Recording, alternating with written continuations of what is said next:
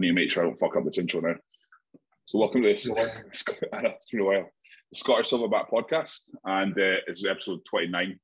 And basically, Zoom reminded us that we're still paying a license fee for Zoom, so we decided to get these back up and running. And but we enjoy them, and the kind of feedback we get is really good from them. I've had people, you the same, like people come up to me in the gym and say like, "Well, I've never seen before. I watch your podcast and that," and I'm like, "Oh, really? Yeah, I think okay." It's still kind of fucking weird, but yeah, some things. But I mostly get messages like from people just saying, "When are you starting it again?" And I literally just like sometimes I just forget we even did it. Like, it's just been so long, and I do think like, I have missed it. And like I try to say, people like I like to have the platform we have because I do feel like not that we're fucking special or anything, but I think we do have a platform that people listen to, and I quite like having that. I like being one of these people in the sport that can give advice to people coming up or whatever. Yeah, I think it's just because like we're just kind of regular Scottish boys, We're not kind of like phenoms and superstars, so that kind of helps. Just not as much as the English people. That's it. Exactly. It's a shame. It is a shame. Yeah, I mean, I don't think I'll ever change really, but I mean, like Scottish fitness industry is getting a wee bit better each year, but yeah, I mean, look at just compare Scotland to England, and that's everything you kind of need to know in that. So, but anyway, we won't go down that negative route just yet. So it's been a while since we've done one of these. So I think the last one we've done was with Joe back in, I think it must have been February because I hadn't been at Arnold yet. So it's been a long time. So I'll let you go first with kind of a rundown of what you've been doing since then. So. I don't think I've not even had the podcast since I've been with Callum. So currently with Callum, the pro coach. That's me on to my 12th week, 13th week one. So yeah, things are going well.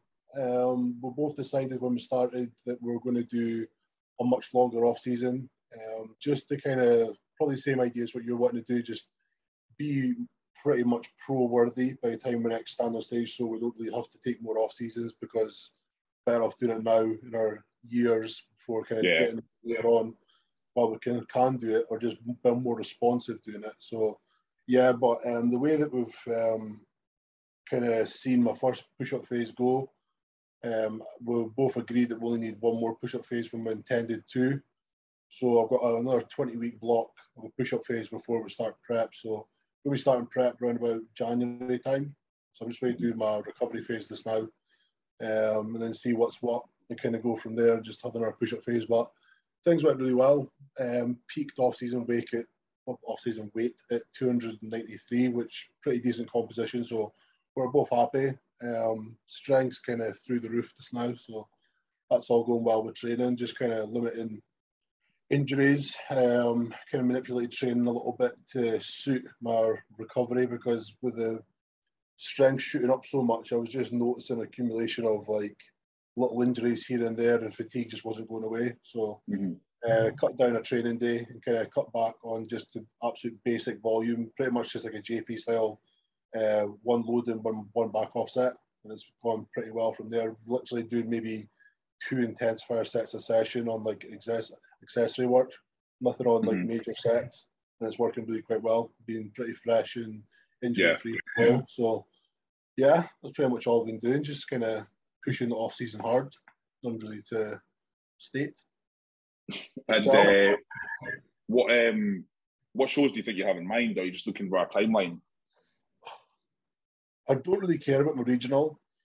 I do want to go abroad for my pro qualifier show. Kind of looking maybe like there's Rome or there's Hungary. There's kind of loads of shows around about the time period of like May or June. And then it gives me plenty of time. Obviously, like I'm going totally into the show hoping to win my pro card there. So if I do, I just want to go see what pro shows there are around about then, and I know there's loads. So it's given me quite a lot in that year, in that time frame of the year, round about like middle of the summertime. It's pretty much like what would be now next year. Aye. So it's just loads of shows I can kind of hop into. But like I said, regional it means nothing. Nah, you just need to stand on stage, don't you? That's yeah, that. pretty much, yeah. Yeah. To be fair, I'm kind of not looking forward to my regional the most. I know, but saying that though, like, at least you don't have to fucking do anything daft for it. You don't have to pull too far away from the plan and pull too far away from the setup just to kind of get on stage. So you can pretty much at that point just kind of stand on stage and just stick tan on. That'll be ready to go. So yeah. What about yourself? Well, since the last podcast, I competed at the Arnold USA.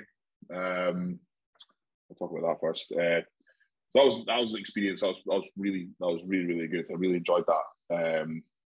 You know, we've spoken before, like people who say like I'm just doing a bodybuilding show for the experience, and I'm kind of like, fuck off, you wide cunt, you know what I mean? But it was actually an experience. I think most people know now that Andrew Jack was in my class, so I knew competing in America I was never going to be the biggest, because obviously some freaks had come through there, and you know it was an international show, so there was supposed to be 6 super heavies. There ended up only being 4, and the guy who came fourth was pretty shite, so it was only 3.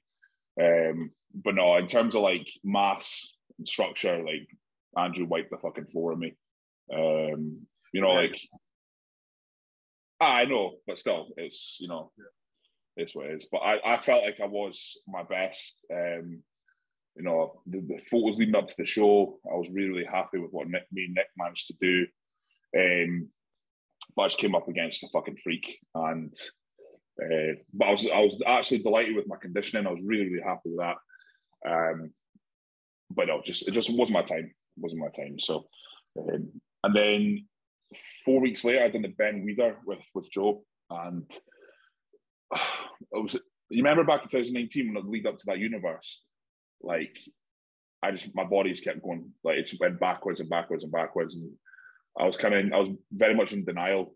Like I knew I looked worse than Arnold, but my body was just fucking wrecked. And probably not the brightest idea to do Ben Weider, but you live and learn, don't you? I mean, you experienced that in 2021. You know, you can only hold your condition for so long, and I came fourth at the Ben Weider, next to Joe came third, some German boy came second, and that Czech mutant came first. So if anything, I thought if that Czech guy competed at Arnold USA, he would have beaten Andrew Jack.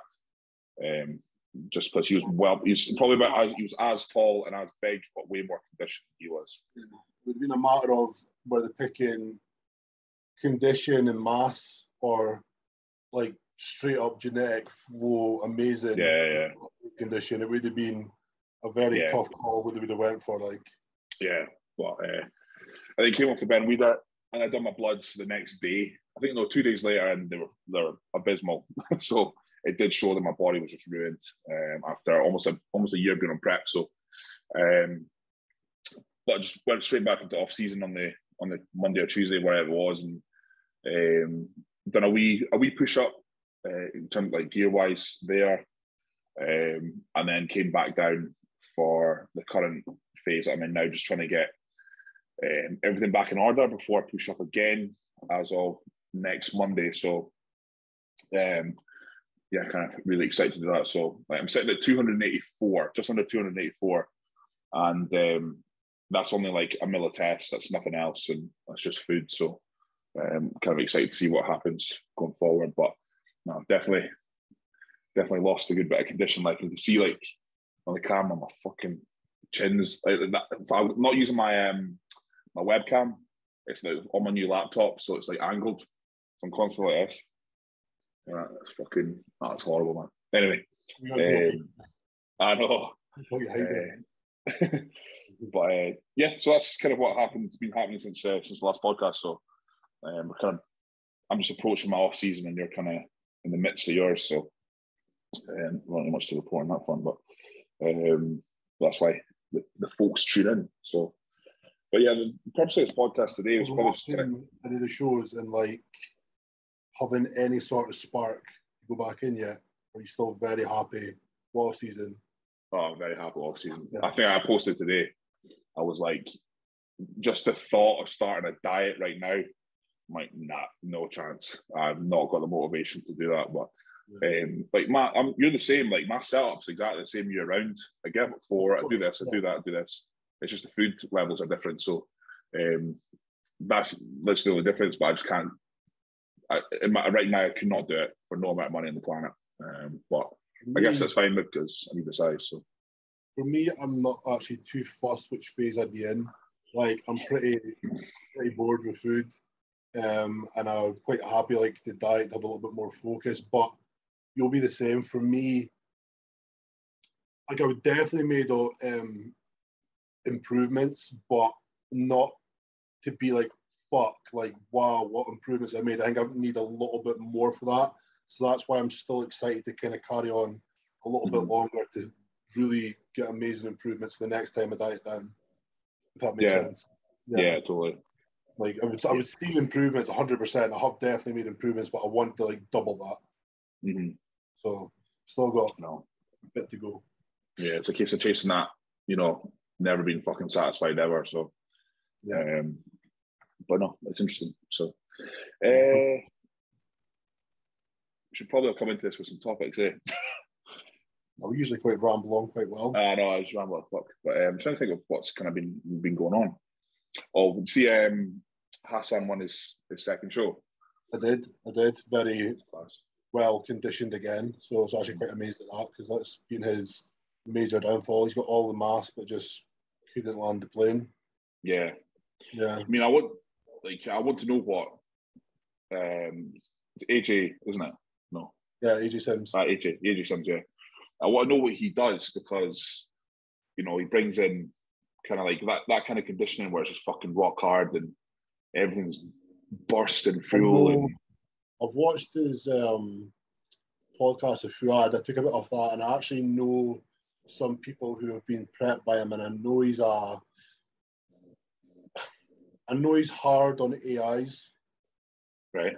He's also big on clonics. So he's very, very, very big on digestion and gut health. He wants to make sure everything processes like perfectly. And I know he's quite hard on orals. So a combination of those two, if he can make like your digestion amazing, obviously everything's going to process super well, but then he's going to bring that like rock hard Grant look through orals and obviously bringing the like estrogen away towards the show. But other than that, I'm not 100% sure. What was the last thing you done estrogen wise before the Denmark show? Literally, the only estrogen things I done was just running one tab a day into, I think it was a week out of Arimidex. That was it. Have you done nothing prior to that week? I was running like what you'd basically be like maybe half a tab every 3 days or something. Right. Okay. Nothing major at all.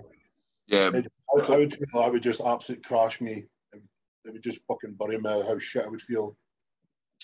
Yeah, it's not only that though. Like I'm starting to think that my kind of AI use is contributing to kind of like my inability to carb up properly. I've pretty much every show like you said a week out, I put an AI in every day. So it's a milligram of Rimidex every single day. And I don't know, if I look at kind of like an off-season scenario, I don't feel like I aromatize too heavily, like add water or anything like that. So I think that going into like that phase of the show, I get to a certain point in the prep. I spoke about this before, where like I can't fill out at all. Like a high day won't hold me at all. It'll barely hit the sides. Yeah. Towards it. Now I know metabolism is going to have something to do that as well. But when you consider like if a lot of people kind of saying like, well, like you need estrogen to kind of fill out. You need estrogen to for all the mechanisms to do with kind of carbohydrate digestion and uptake of glycogen and that. So I want to kind of run a prep. I don't think I've done one prep other than my first one without an AI. I'd really like to see kind of what happens like not using one and just kind of using maybe just mast and compounds like that to kind of just regulate it a wee bit rather than crash it. So I think the crashing is what is doing me over basically. You ever just try Aromasin so it's not as strong?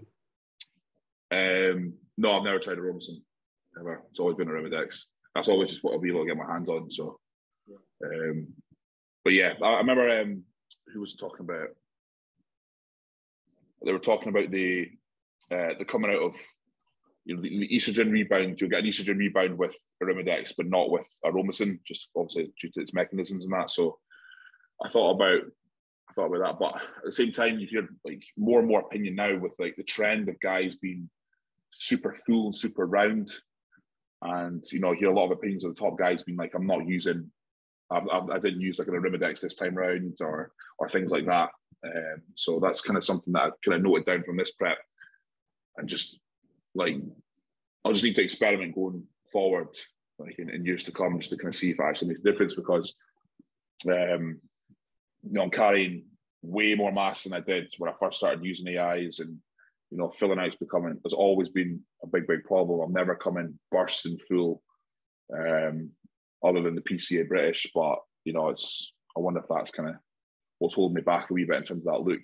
So yeah, I mean, I do think I'm quite lucky in a sense. I don't seem to flatten out with time. It only seems to be with expenditure. So when you see people like they're pretty much peaked and then they can maybe be back showing and start to flatten out, I don't think I can ever do that. Like literally within time with Arnold, I think I peaked pretty much to perfection there. And literally I didn't eat like for that 3 hours when we were posing and overall. And my condition never changed and my fullness never changed. I managed to like stay that way. I think I'm quite lucky in a sense, like when I'm full. My body doesn't want to change. But through like obviously dieting and training, my metabolism goes like quick in that sense, things, and it'll flatten out very quick. But even like on the show day, if my metabolism feels like it's running quick, I don't seem to lose the fullness, which is, I don't know, I just feel I'm quite lucky in that way. Yeah. I mean, I always said that to you. Like, I always wondered how you're so fucking round and full in the morning. And I'm like a string bean in the morning. It's mad how different my physique is compared to later in the day. Now that could be down to, you know, I still push myself into the ground way too hard in preps. That could be a factor as well. But you know, it just shows you how, you know, we've worked with some good guys over time, and you know, we're still trying to figure it out. And you know, you got people in their first prep thinking they're going to look like fucking C-bomb by the end. And you know, it's not the case. You know, it takes a continuously chasing thing. I think you know, people are getting very downhearted when their first attempt at a diet and they don't fucking look the way they think they're going to look. And I was like, yeah, mate, that's not how this works. So like, there's literally no fucking like secret thing where one shoe fits all. You can't just do it. I mean, like even when I was peaking Sean yesterday into the show, it was literally like every half hour I was like so many questions like how this to this to this, and then it was like photos every fucking 2 hours after a meal before he's going to go on stage, and it was literally like I had it perfectly. Then an hour before he went on stage, he looked like he went a bit soft, and he was panicking like fuck. And I was just looking at him. I was like, I think you're just needing a bit of water, and you're literally just needing a good fucking pump, and then throw in this. And I just gave him like a muffin, a little bit more water, and I was like, okay, this is probably a bit extreme, but have this much carbs, gain as much carbs, and he let him pumped up, and it was just nuts. It was just needing that fucking pushed around, and he was panicking. I was like, if I said to somebody like, this is your plan, go do it, he would have been fucked. He wouldn't know what to do. It's literally like you need to look at somebody and be able to do them compared to the next person. I mean, the next person wouldn't have needed that. They'd have been totally different. They might have needed less water, more carbs, less carbs, whatever. Sodium, anything. But it's like there's literally no plan could have fitted me that would have fitted you. Yeah. Totally different spectrums of like how we peak. Yeah.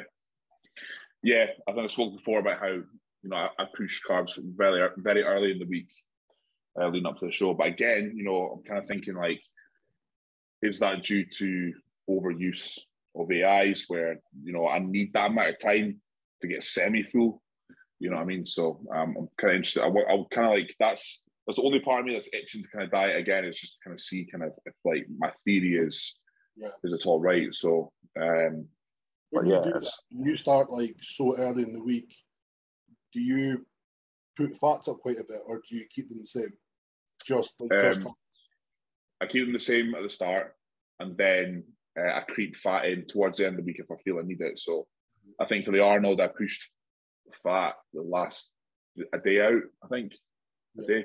And like I was on the day of the show, I was fairly full, but I wasn't like fucking bursting where like the pump hurt full. Yeah. But when I was pumped up, I could feel like everything was like rock solid. It was hard. So yeah, it's kind of like that last stage where I pushed fat that time. But there have been occasions where I've done like 2 days, 3 days. But again, it just goes by the look.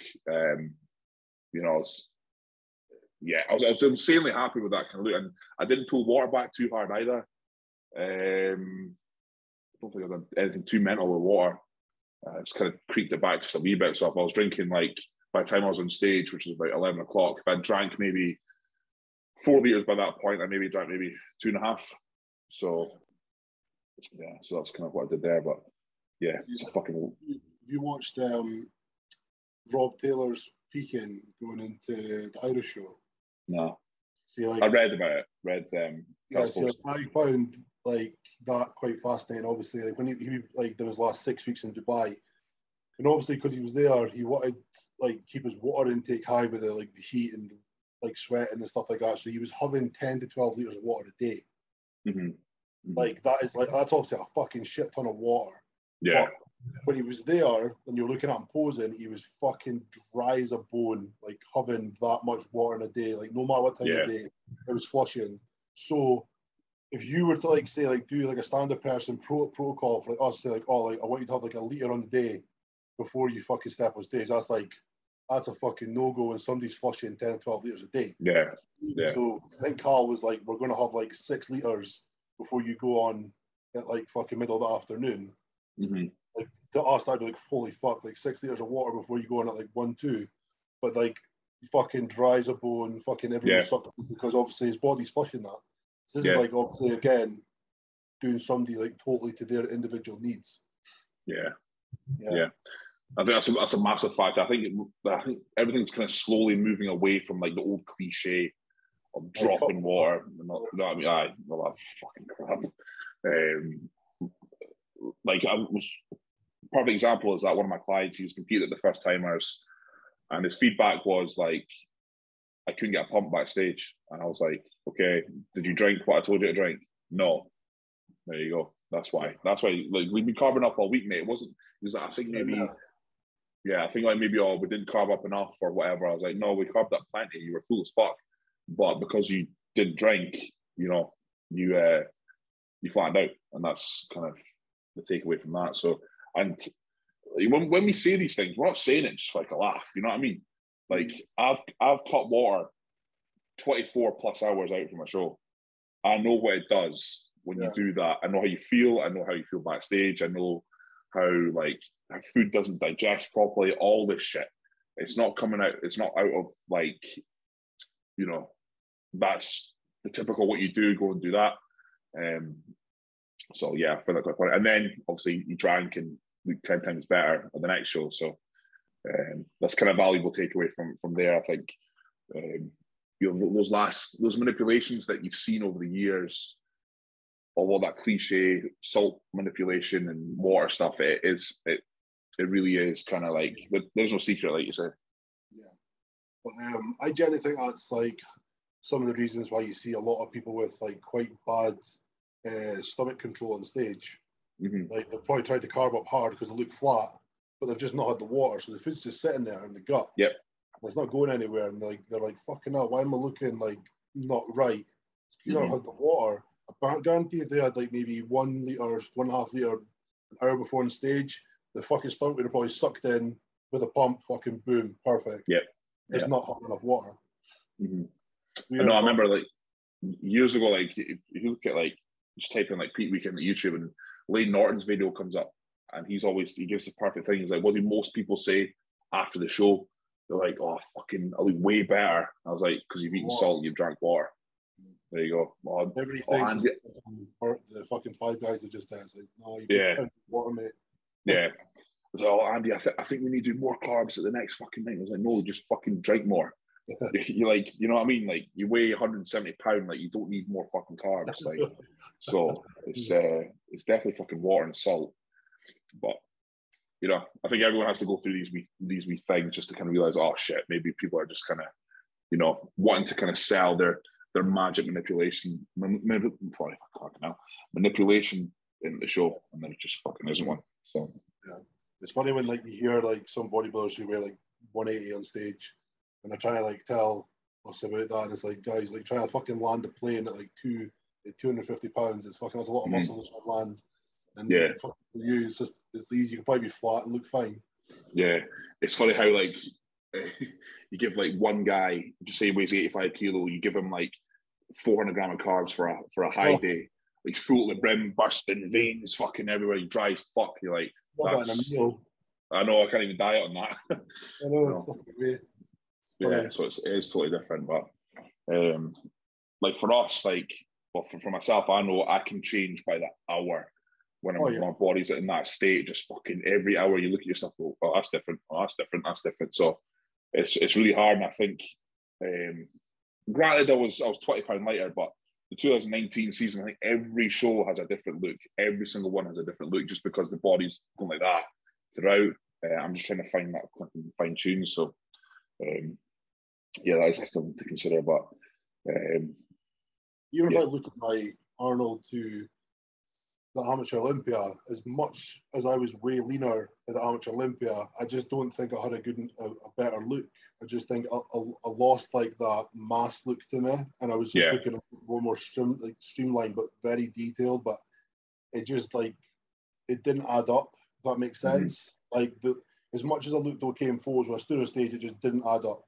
And I think I just like probably overcooked it. As much as I was like peeled, I was full, I was peaked, but something just didn't add up to my look, to what I did to the Arnold, and it's just odd. As much as like I was leaner, you would think I would look better, but it just didn't add up. Yeah, that was the same with me, the bedweeder as well. I kind of took those photos in the morning, and I was heavier, and I was like, right, so if I'm heavier, I must be bigger and fuller than I was at Arnold, but compare photos, and I really wasn't. It was weird. Like, obviously, again, that's a fucking perfect example where weight just isn't a good indicator for how full you are. You know, how full you are is dictated by how you look. So that was odd. That was really odd. And that was such a mind fuck. Obviously, a day out, I'm like, right, I'm heavier, so that means I must be bigger. But I fucking really wasn't, just because I was at that state, same as you, where you've just tanked your physique for so long that, you know, it's just like, it's heavy, but it's inflamed. It's not popping. Like it's fucking tired. You know, so Lewis Breed was there, and his coach Martin Winston as well, and they both voice noted me afterwards, and they were like, "Mate, you just look tired. The physique just looks tired. It wasn't like you were bad, but it just wasn't there." And I was like, "Yeah, completely fucking agree." So Martin's a good guy. He knows what he's looking for. Yeah. It's odd. Like, your mind is gone. You sometimes see what you want to see, and it's not there. You're wanting to believe it, and that is the most fucked up thing. Like, you're so depleted, so hungry, your mind's just been running on like empty, and it's like been doing way too much, and like you're looking at yourself and your photos, you're analysing, like, I can see things, but it's probably not there, and it's like and you're truly wanting to believe it, because like you don't want to have doubt. Like, we're people that like can't have doubt in our mind. We want to walk into things like knowing we've won, and like it's just your mind that's just trying to believe that, and it's just fucked. Yeah, I know, it's kind of frustrating for me as well, because like I loved how I looked leading up to that Arnold. Like every day I felt I just got better and better and better. Still fucking, by the time it came to like 3 or 4 o'clock in the afternoon, I was still dry as fuck. I was still like rock hard. I was like, this is good, but like I knew going in that Andrew Jack was going to be there. So, but I didn't let that get. Hand in heart, I didn't let that get to me. I was like, whatever, don't give a fuck. But no, he definitely got special treatment that day, and I'm not just saying that. I'm not bitter as fuck, because at registration, the boy that was in charge was like, once you go through that door, you have to. You're not allowed out. And when you go backstage, you are not allowed out ever. If you leave, you're gone. And he was like, the same goes if you're late. if it's past 10 o'clock, you're not getting through that door. You've missed your chance. See you later. Andrew Jack rolled in 45 minutes late. You know what I mean? With fucking Flex Wheeler behind him, and you're still better than me. I'm not doubting that, but that is special treatment. You know what I mean? So I'm just better as fuck. So, that Arnold, were you a little bit shocked at the turnout compared to, like, obviously you can't be the first one, and it was obviously for super heavies, it was a fucking big turnout. Even like remember the heavy class, that was like 30 guys. That was fucking insane. I've never seen so many bodybuilders on a stage before, but obviously, like, the USA Arnold is the Arnold, and usually it's like a monstrous show. Yeah, obviously that's the one you want to be invited to as a pro. Were you quite shocked at, like, all the numbers of obviously your class and some of the heavies now? Yeah, I was fucking gutted. I really was. Like, I really wanted to be. I wanted to be up against 20 guys, and then to find out kind of where I truly sat. But when I registered, I was like, "How many guys have registered?" And he was like, 3 so far. I was like, "Fuck!" And he was like, "Before COVID, the last amateur before COVID, it was in the high 20s. When that Fabio won, so that was just supers." So I was like, "Fuck!" I was pretty gutted, but at the end of the day, you can't do anything about it. But it was surprising. It wasn't not only that; the crowd, it was fuck all crowd. There was no one there watching the amateurs. They should definitely have the amateurs in the expo. That'd be way better. The atmosphere would be better. But obviously, it's, they're restricted for space in that. But the amateurs should definitely not be in the battleground. It should be in the expo. Do you think it's like people are having the thought of, like, why go and do these big shows? It could be a big turnout. You just go and do another show. It'll probably cost more less. They just don't want to go up to the big shows now. Maybe. Because obviously, I think that one and the Olympia amateur, like the Olympia, obviously the amateur there, they should probably be the 2 biggest amateur shows in the world. Yeah. And I'm just like, are they going to have the same thought, like, going into that? Yeah. Because I'd really want to see how big a turnout it is this year. To see if it's kind of the same thoughts. Well, you can touch on a subject there. Like, I want to do the amateur Olympia next December in Vegas. Yeah. So that's the show I'm kind of gunning for. So I think for the sheer experience, that would just be awesome. Yeah, and like I want the best cunts there. I want fucking general, but never competing. Yeah. So I want 30 guys in the super heavyweight class. Like I want that. So I'm hoping that is the case, because that is like seen as the pinnacle. But I've had a client compete in Amateur Olympia Vegas, and I think she was in a class of like 6. That was figure, and I was like, the fuck, that's crap. Well, so I think because it's the Olympia, I just think people like us even think about, like, going to compete there. They just go and watch. Yeah, I think that's maybe like something like that. Like, obviously we know that the Arnold is meant to be bigger, and it hasn't been in previous years. Maybe this year is just a one-off. Yeah. But I think, like, for the Olympia, it's just maybe because people are just wanting to go see. It's not like it's obviously the fucking biggest bodybuilding show in the world. It's like the Super Bowl of bodybuilding. It's like probably people like amateurs don't even think about competing there. Yeah. I mean, who's going to go watch them over? I know. I mean? I can totally understand why people don't want to watch me and they'd rather watch fucking actual pros. So, I know, like, why go watch the amateurs when, like, folk like Phil Heapsway walk on stage? It's just, I think that's probably the only reason. They just don't even think about it, really. But I know, but that'll be definitely an experience, regardless. Even just like turning up and being there, be awesome. Yeah, 100%. So that's what I'm thinking as well. So in the rules it says, sorry, 2023.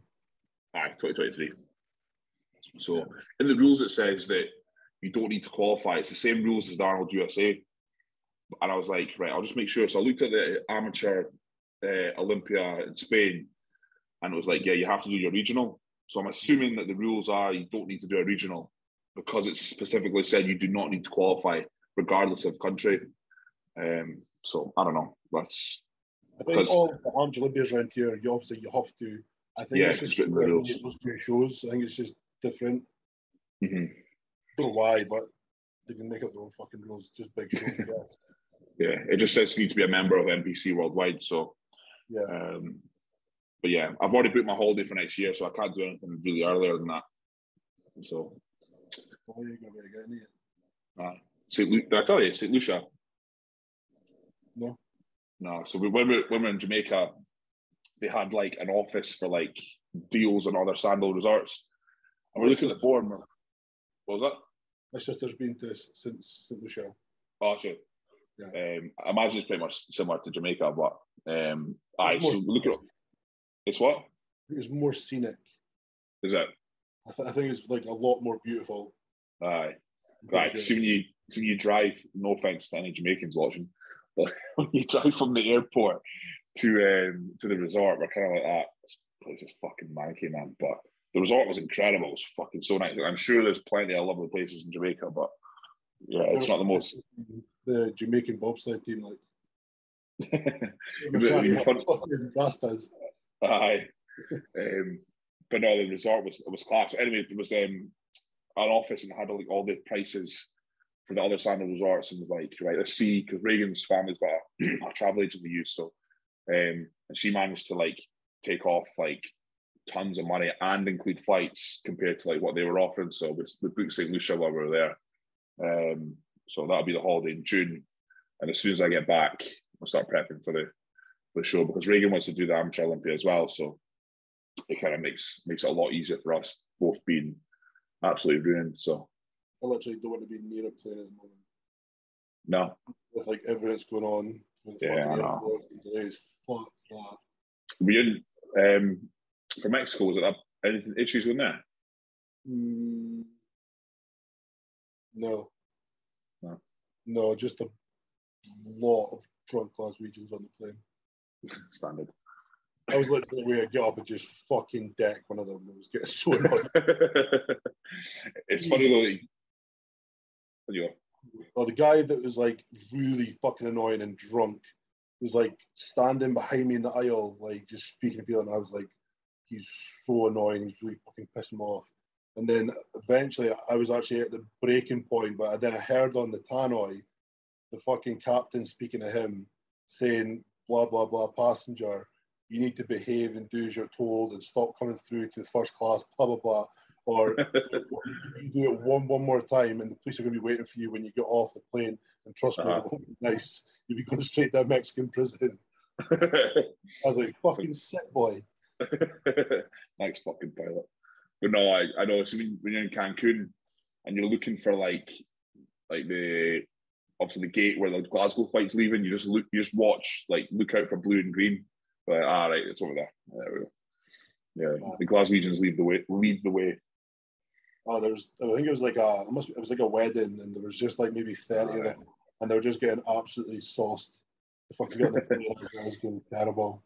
Yeah, but that Sandals resort was like full of like spring break type Americans, just going fucking just mad. Like it wasn't a party hotel or anything like that, but they made it a party hotel, which is cool. But no, and there was like you smelled green everywhere, and it was that kind of place. But it was good.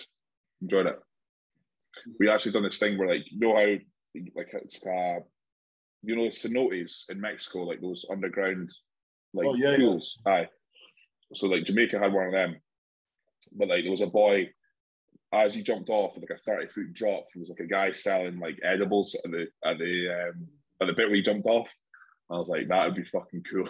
Taking one of them and then fucking lobbing yourself in the water. Oh, you'd have a fucking panic attack. But about the water now, fucking kicks, that's game over. I know. Like, that's what I was thinking, right? So we jumped off the pier, and you had to grab onto this rope, and then you had to pull yourself back onto shore. And see, doing that, I was in fucking agony. My biceps were killing, my shoulders were killing. I was like, how can we lift the weight we lift, but I can't hold on our rope without being in fucking excruciating pain? It makes no fucking sense. It just shows you how dysfunctional our training is. But we're like used to like repetitions of the same shit, like the same movement. The degree angles don't change. Mm-hmm. It's like I said to you yesterday, like what we were speaking about running. Aye. Oh, we're speaking about CrossFit, and I was like, how fucking crazy fit these people are. I was like, I think I could even like run outside my house to my car. But you were like, I'd probably like rip a hamstring. And it's like, it's probably true. We're not like, our muscles are so tight up and wound to do the same repetition. Trying to like something quick, it's fucking not going to happen. Aye, I know. Because like I've toyed with the idea, like just going and playing a game of rugby just for a laugh, but I know that's game over if I do that. I'm 100% tearing something immediately. Yeah. Like I've actually, I love seeing what JP's doing now. Like really getting fucking fit and doing like the MMA stuff. Like that's, and I spoke to him a lot longer, and he was trying to like explain some of his new training. It's pretty much just like CrossFit training. He does like maybe 2 exercises in this training, like this shoulder press or some heavy compound lifts, but then like 4 or 5 things is like CrossFit setup. So it's like almost like supersetted fucking CrossFit stuff. It's quite cool, but that would make you mega fit. But obviously it's working for him. But that's probably something like I would look into when I stop doing bodybuilding for sure. I don't want to be like this fucking sluggish person forever. Yeah, it gets fucking old. It gets really fucking old. Yeah. But no, that's what I found quite funny with JP was, you know, he's doing all this kind of things to like to pull back and to get healthier and get fitter, and he's not really lost that much. No, you know what I mean? And granted, JP, he's not like any other human being. He can take himself to a totally different place when he trains. But it's comical when people think that they're losing muscle when they're dieting. We're talking about untested guys, obviously. And I was like, you're not. If he's doing all that shit to try and to deliberately lose tissue, and it's really struggling to come off, that kind of gives an indicator. Eating like 3 meals a day. Yeah. Like think we'll probably eat 6. Like I'll guarantee he's eating 3 meals a day, mega cardio, just doing loads of fucking output, and trust me, that muscle's still there. Yeah. Just getting conditioned as fuck. I think what a lot of people kind of do when they kind of go into a contest prep or a diet, they definitely presume they're way bigger than they actually are.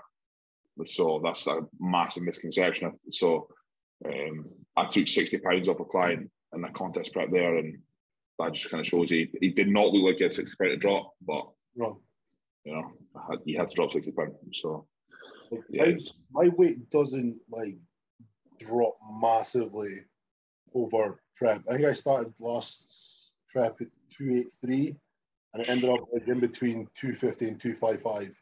That's like not a mega amount for prep, but I think if I had like 60 pounds to come off me, I don't think I'd be able to move. I think I'd be so fucking like burst on like a couch or a bed. Like I would just be rolling about. There's no way I would be able to carry that. I'd be dead. More dead than you actually are right now. Exactly. And that's me like probably looking quite fit, but I'm just not. I know. I honestly can't stay awake just now. I'm having real problems. I start to fall asleep like all the time. And then I'll open my eye like that, and Lucas is like standing over, like, wake up. For a nap, like, fuck's sake. Yeah, it's mad that I've been in this state before, but when you've not experienced it for quite a while, it's like it's becoming an inconvenience now. Like I'm having to do work, nap. Nothing. You're like literally looking at something, your eyes start to shut, and you just cannot stop them. Yeah. In the past 2 weeks, I've had to get up at 4, do all my shit, and then before I start working my laptop at 7, I have to have a 20-minute nap. It's fucking shocking. That's so bad. Lucas wakes me every morning, and I'll go downstairs, like I'll make him a drink and put the TV on for him. And this morning I went down and I actually thought I'll just stay up and sit with him because it was like 6 o'clock. And I'm not joking, I sat down, had him on my lap, and I just went boom. I just could not keep my eyes open. They were stinging. I was just like, I've just woke up. I know. When I was last year, like really pushing food, like I was falling asleep in the car. It was dangerous. I was and just like so lethargic. I just could not stay awake whenever. The only time I was awake was training. It was fucking brutal. But now I'm not as bad. But you know, like what it's like when you're like almost redlining before you have to pull back. You're just wanting that all the time. Just so like there throughout the day. Yeah. I mean, if you sit, like say if you're not moving, you sit. That's just unless you're going to sleep. Game over, 100%. Yeah. Like you put something on the TV that I really want to watch, and like, boom, immediately. Yeah. So, yes, yeah, because obviously I'm prep. Like I get really bad insomnia, so to like it's now a complete fucking reverse. Just can't stay awake. I wish I could figure out a way to make my sleep this good on prep. That'd be the day. I wish I could be as like energetic and alive, and my mind like going loopy in off season, so I could be like more productive. Because now I just want to like either lie in bed a bit longer, lie on the sofa, not do fuck all, just like eat or train or whatever. Train's like the only excitement really of like my productive day. Because I get so excited about some of my lists, that's about it. Because I'll do like one or two check-ins. I'll be like, right, 10 minutes. 1 or 2 check-ins, 10 minutes. I'm like, fuck, this is bad. And then PT, honestly, I was watching my client like do reps. I was like, oh. And I'm like, fuck. If I get caught, I'm trying fucking £50 a session. Like if I get caught falling asleep, that's fucking game over. So that's where I'm at just now. But if I have like a brutal leg session, like me and Chris trained legs on Tuesday there, that was probably one of the hardest sessions we've ever done.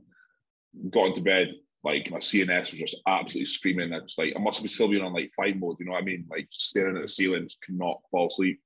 My body was just so fucking amped up. So I'm the opposite. Like see, I think it was maybe 2 weeks ago. I can't remember. I had a leg session and like honestly for 6-7 hours after my session, I was just burping and sick coming up with the burp, and my stomach was in a knot. I couldn't eat. My head was agony. I was just down in water. My body was just in like shock almost, and I just could not stop burping. And it started to get like a really hot acidy. It was just like whatever was fried like in my stomach. It was just like my CNS was just cooking it, and I was just like, I'm going to go to bed. It was just awful. I couldn't eat anything. If I knew if I ate, I was coming up. Aye. And that's like 7 hours after training. It was just not wanting to go away. No, fucking horrible. Yeah, you saw that. How's that? What was that? How's your training just now? Because you've probably really good. A little bit, have you? Like you're more touching more volume than focus. Yeah, definitely. I think I'm still trying to. I still want to kind of push my logbook in that, but I'm kind of wanting to just see what a wee bit more volume does for now. So, I'm going to start pushing maybe the volume up a touch more as of next Monday.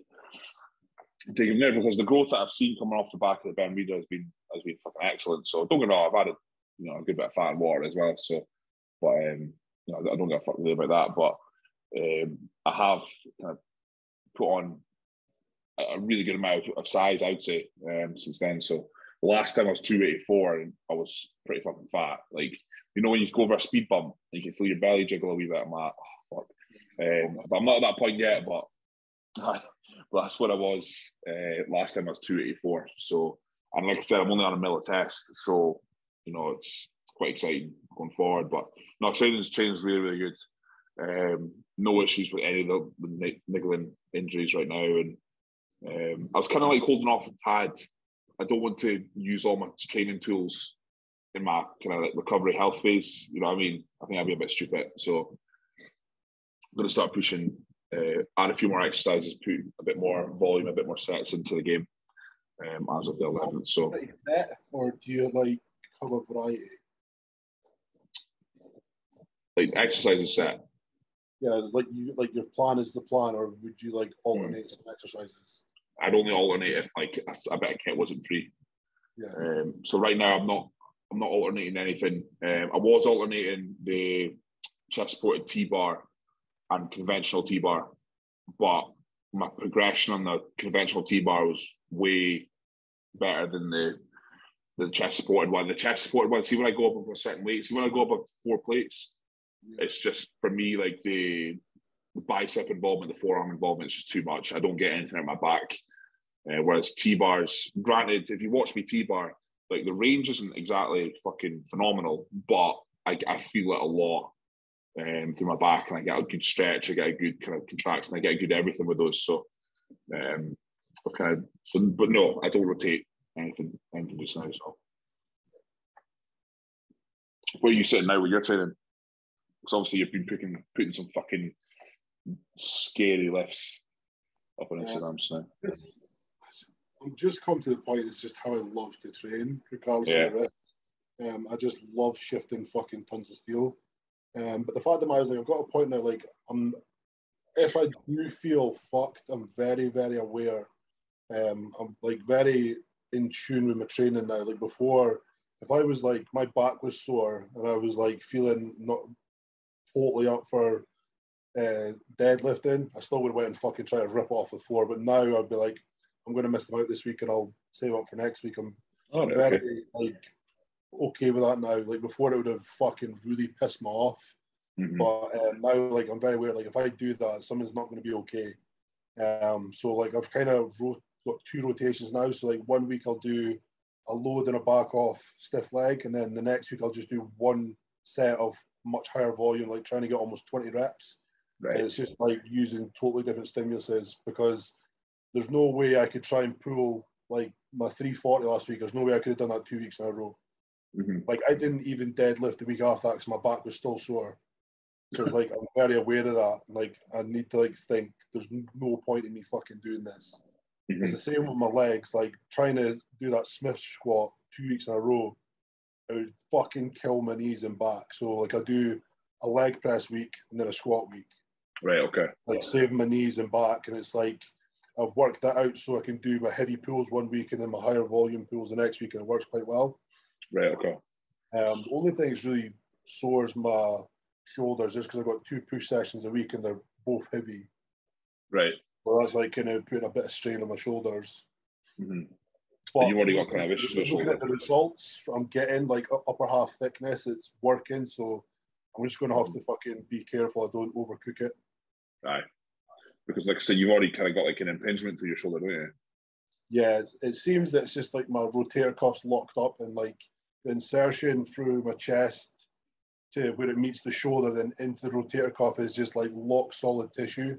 Mm-hmm. So like it's like my shoulders come forward and it's like that, where it should be like a lot looser. So I just get them scraped like every week and try to get them opened up, and it goes down into like the top of my lats as well. So like if I don't get them done, I literally can't open up like my front double bicep. I can't get a lat pop because I'm so like this, where I need to be like right up and stretched open. Aye. So all joints together. So it's like, I think it's just like a little bit too much mass coming on that. It's just like rotating my shoulders forward so they're impinged forward. Aye. It just like traps the nerve. I kind of almost wish I had that problem. No. Shoulders are too big. Shoulders are too big. It's fucking awful, but it's just like it fucks my back as well, because you're like hunched and almost forward, and like there's knots in my back because of it. It just seems all intertwined that I just can't get rid of it. It's just something I've got to manage. Mm-hmm. I know we really paint a good, healthy picture here, don't we? I know, but folk don't like. I would love to see like top bodybuilders that don't have issues. Yeah. There's just no way you can keep adding mass and lifting the weights we lift without having issues. You'd have to be like an absolute freak. Mm-hmm. Definitely. Yeah, to get like the results from like zero stimulus, you know, there is that kind of essence of having to really fucking take yourself. Again, I don't want to beat a dead horse. We have talked about this topic a lot, but you know, it's still fucking true. But you do have, there is an element of risk that you do need to kind of push each and every time, you know, each year, kind of that element of risk does, you know. I mean, when I put barbell squats back in, and I touched 5 plates for the first time in a long time. And I remember that first rep, it felt like my fucking IT band was going like that, just like splitting open. I was like, oh, this does not feel remotely healthy at all. But, you know, once you do your first one, you're okay. But it's just like, fuck, my body cannot take the pounding that it used to back in the day. Back in the day. We've spoken about this before, and I think you actually maybe said it last week, or somebody said it last week. It's like the people nowadays that are wanting to be us, but they're not willing to do what we do. Mm-hmm. Like, don't get me wrong, you don't need to go and lift like what I'm lifting or what I'm squatting to get results. This is just how I do it. But people are so, I don't want to say afraid, but they don't want to push that envelope. Like, they say a good game of what they're wanting, but they're not willing to do it. Mm-hmm. Get what I mean? It's like certain things, like, I'm not saying go and fucking blast drugs, Jesus Christ. Like, don't take a ton of drugs and so on to get what results. But I mean, people are like, nowadays, in the last year, people have been very, very, very cautious about their drug use. Mm-hmm. And it's come to a point, those people look shit. Yeah. Or zero progression. I'm not going to say names, but the people that have like advocated this look shit because they need that icing on the cake to fucking look good, and they've took it away, and they haven't got anywhere close to the results they wanted. Yeah. And it is a matter point, like, this is not a healthy sport, but there is certainly ways you can do it within a good healthy range, and you do push the envelope a little bit, and you're going to have to go and shift some fucking steel. Maybe not with some always the best perfection form like these people are trying to get. You're going to have to get some fucking grinders out there and lift some steel you really don't want to lift. Yeah, I know. You just don't hear it. You just don't hear it from guys. But we're at that level where, like, you do have to, your blood pressure has to go up a few points. Your creatinine, all your liver values have to go up a few points. There are issues that you do have to kind of monitor more. But if you want to be fucking 250 pound plus on stage, you have to take risks. And we're, again, like you just said, we're not fucking advocating that you take 3 grams of gear. But you do have to push. And no athlete, no matter what sport, has got to the top by being conservative or being holding back, And it just so happens in the version of this sport that we do, that you have to use certain things, and just like with everything, you do have to progress in that usage. Every year has to be, obviously every year there's a new benchmark, but like if you were here and that benchmark's here the next year, do you think you're going to get there with the same fucking approach you took the year before? Of course not. You're going to have more tissue, you're going to need to acquire more tissue. That means more food, possibly more drugs, harder, like more weights you're going to have to fucking shift, as in like heavier, because your muscles are already used to the ones you've just done. So you're going to have to fucking get a lot more aggressive, a lot more zoned in, fucking just a lot more particular in what you're doing. It requires everything to be escalated every year. Yeah. And it's like, people think they're going to fucking, I'm going to be safe, I'm going to fucking do perfect form, that means it's going to give me the best muscle, I'm going to take this minimal gear and it'll get my results. So I'll probably do the same again next year. No, it fucking won't. Yeah. You're going to have to fucking push the envelope a little bit. Yeah. No, you're right.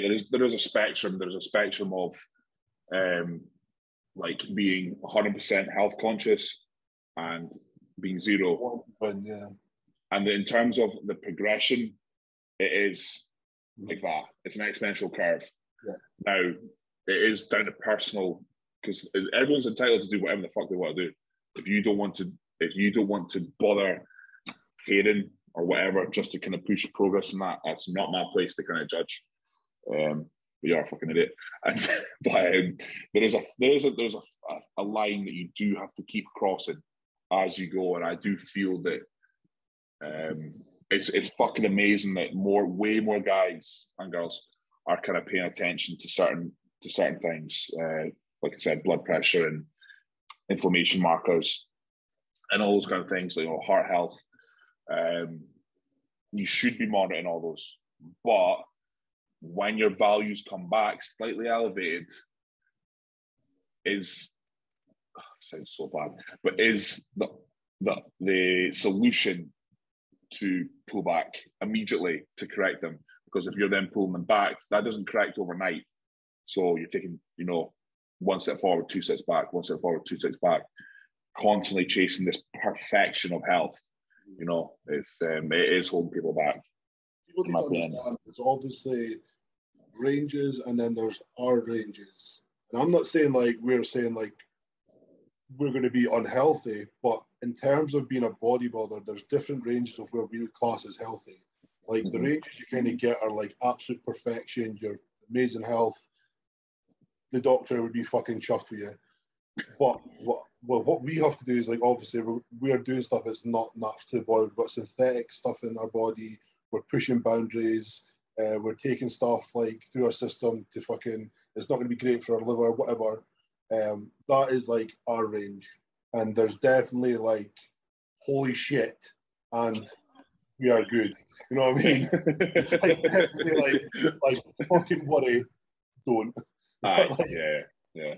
it's definitely like things you need to fucking like pay attention to. Aye, and like if we're a little bit out of like what's classed as healthy, then there's like, we know people that would say this like that, you're pretty good. Mm-hmm. Yeah, exactly. So it's all relative. That's why it's all relative to goal. So I think we're coming to an hour. So That was a quick one. I know. Well, we haven't actually spoken face to face since the Granite back in April, so a wee bit catching up today. So guys, if you made it this far, appreciate it. Remember to follow us both on Instagram and YouTube. We both have channels we're trying to build, obviously, as well as this channel as well. So I'm just AMS Muscle on Instagram and YouTube, and you're Scottish Titan on YouTube as well, aren't you? So yeah, get into following, and yeah, remember to subscribe to the channel. And next, obviously, we spoke about this. We were going to try and get maybe like a random guest on, maybe like every week or every couple of weeks, a different random one. Obviously, just try and make it part of the podcast. So obviously, it's not always just us. We know you love us, but we're trying to get obviously a different like kind of person speaking, and then like different subjects, topics, whatever. If you guys would want to see that, please just write in the comments if you think it's a good idea, or who you'd suggest, who you want on, whatever. Yeah, I mean, like we like to think we kind of know quite a few people that we could possibly get on that would interest quite a lot of people. So, but yeah, like Greg says, do that, and until next time, cheers, guys.